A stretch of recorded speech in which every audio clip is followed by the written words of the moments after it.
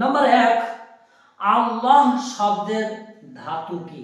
Number 2, আল্লাহকে আল্লাহ বলে ডাকে কেন? নাম্বার 3, আল্লাহ ইসমে জাত না ইসমে সিফাত না ইসমে আজম? নাম্বার 4, আল্লাহ নামের মহত্ব কি? নাম্বার 5, আল্লাহ নাম স্মরণ করলে এই পৃথিবীতে কি সফলতা রয়েছে এবং পরকালে কি সফলতা রয়েছে? নাম্বার 6, আমরা বিসমিল্লাহ পড়লে সেখানে দুটি সিফত আমরা পাই, একটা হচ্ছে রহমান এবং আরেকটা হচ্ছে রহিম। এই দুটি সিফত কেন যুক্ত করা হয়েছে বিসমিল্লাহর সহিত? মিজানের পাল্লাতে আল্লাহর কোন নামটা রাখলে সেই পাল্লাটা ভারী হয়ে যায়, সেই কলমাটা জানতে চায়। আল্লাহ কি জিনিস? আল্লাহকে ডাকলে কি সফলতা পাওয়া যায়? আল্লাহর সবচাইতে বড় নাম কোনটি? এই আল্লাহ সম্পর্কে আপনারা বিভিন্ন গোপন তথ্যগুলো জেনে নিতে পারবেন। ভাই সকল বন্ধুরা, পেয়ে গেছি আজ মাওলানা রায়হান আলী কাসেমি সাহেবকে। আসসালামু আলাইকুম। ওয়ালাইকুম আসসালাম। কিছু জিজ্ঞাস্য বিষয় রয়েছে, যে জিজ্ঞাস্য বিষয়গুলো উদ্ঘাটন করার জন্য বা জানার জন্য এই মাওলানা রায়হান আলী কাসেমি সাহেবকে আমার ডাকা। আজকের এই সাক্ষাৎকারে আপনারা জানতে পারবেন আল্লাহ কি জিনিস, জেনে নিতে পারবেন এই মাওলানা রায়হান আলী কাসেমির নিকট থেকে। তাই প্রথমেই আমি মাওলানা সাহেবের কাছে চলে যাব প্রশ্নের দিকে। প্রশ্নটা হচ্ছে, পৃথিবীতে মানুষেরা মহান স্রষ্টাকে বিভিন্ন নামে বিভিন্ন জনে ডেকে থাকেন, কিন্তু মুসলিমরা আল্লাহ বলে ডাকেন কেন? নাম্বার 1, আল্লাহ শব্দের ধাতু কি? নাহমাদুহু ওয়া নুসাল্লি আলা রাসূলিল কারীম, আম্মা বাদ, কুল বিল্লাহি মিনাশ শাইতানির রাজীম, বিসমিল্লাহির রহমানির রহিম। কথা হচ্ছে আল্লাহ শব্দের ধাতু কি বা তার অর্থ, ব্যাখ্যা, বিশ্লেষণ কি? আল্লাহ শব্দের ধাতু হচ্ছে ইলাহুন। আল্লাহ শব্দের ধাতু ইলাহুন। ইলাহুন।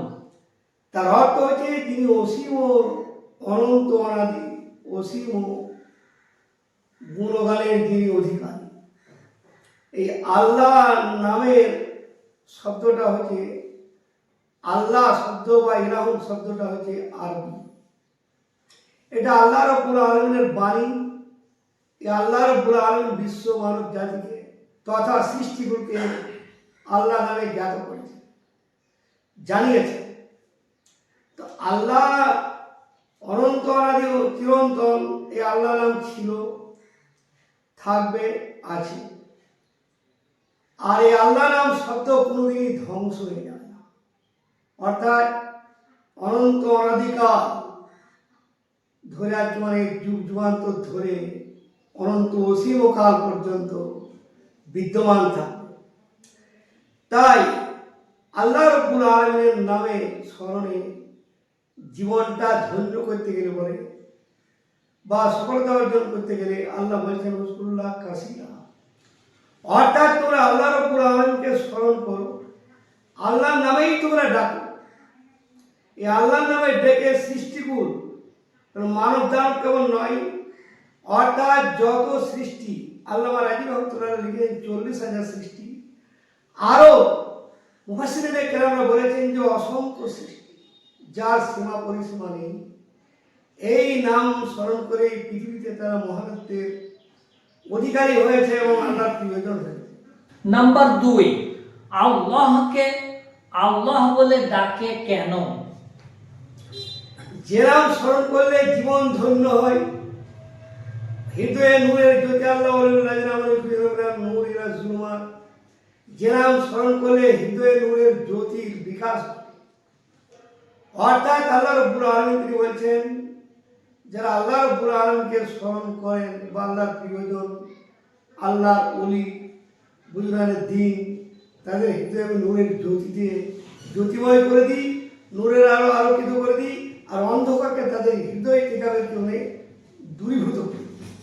नंबर 3, अल्लाह इसमें जात ना इसमें सिफात ना इसमें आजम। আল্লাহ রব্বুল আলামিনের নাম হচ্ছে ইসমে আজম, ইসমে জাত।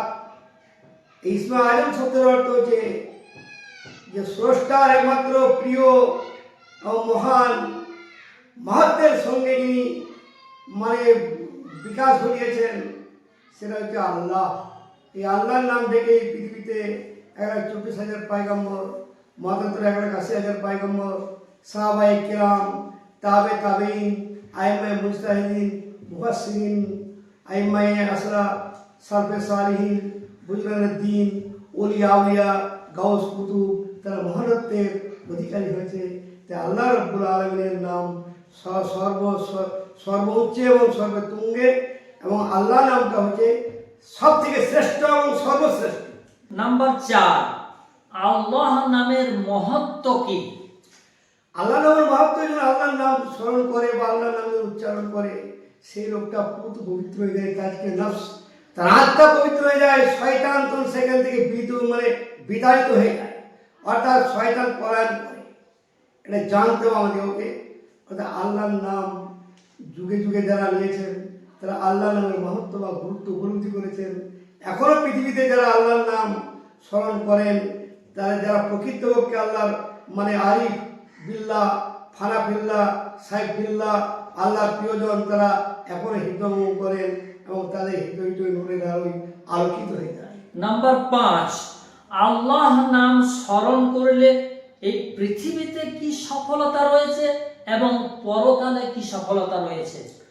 ইহকালে আমাদের পৃথিবীতে যে আপনি বিচরণ করছেন, জীবনের শান্তির ধারা অবতীর্ণ হবে, তারপরে জীবনে রুজি রোজগারের বরকত হবে, বাল বাচ্চার মধ্যে আল্লাহর রহমত বর্ষণ হবে এবং আমার পরিবেশটা সুন্দরতম হবে এবং সমাজ গড়বে, মানবতার আলোর বিকাশ ঘটবে এবং মুসলিম জাতি যাতে প্রকৃত আলোর পথে প্রতীক হতে পারে সেগুলো তাদের মধ্যে উপলব্ধি আসবে। তাই আল্লাহ রব্বুল আলামিনের নামে এই জগতের কল্যাণকর। আর পরজগতে আল্লাহ বলছেন আলা ইন্না আউলিয়া আল্লাহ লা খাউফুন আলাইহিম ওয়া লা হুম ইয়াহজানুন, যারা আল্লাহ রব্বুল আলামিনের প্রিয়জন, আল্লাহর আপনজন, তাদের পৃথিবীতেও ভয় নেই, পরকালেও ভয় নেই, অর্থাৎ চিরন্তন শান্তি শান্তি কুমফিয়া খালিদুন, অনন্ত জীবন তারা শান্তির আলোয় আলোকিত হয়ে থাকে।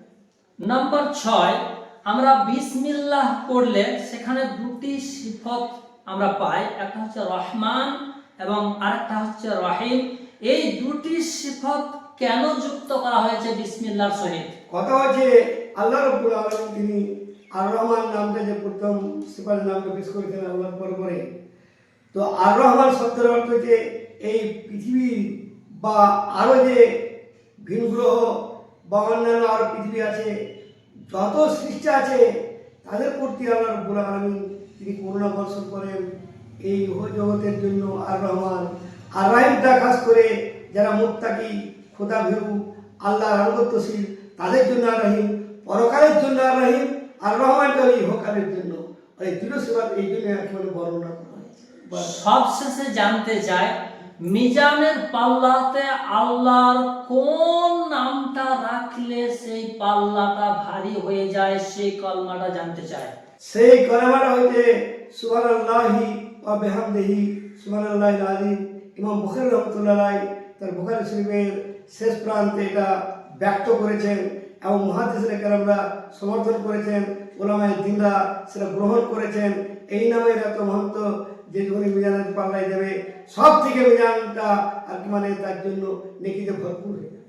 ভাইসকল ও বন্ধুরা, আল্লাহ সম্পর্কে আমরা অনেক গুপ্ত তথ্য রহস্য জানতে পারলাম। আপনাকে অসংখ্য অসংখ্য ধন্যবাদ। এই ভিডিওটি বেশি বেশি মানুষদের কাছে পৌঁছে দিন, যাতে করে আল্লাহ নাম তারা বেশি বেশি স্মরণ করতে পারে। আসসালামু আলাইকুম ওয়া রাহমাতুল্লাহি ওয়া বারাকাতুহু।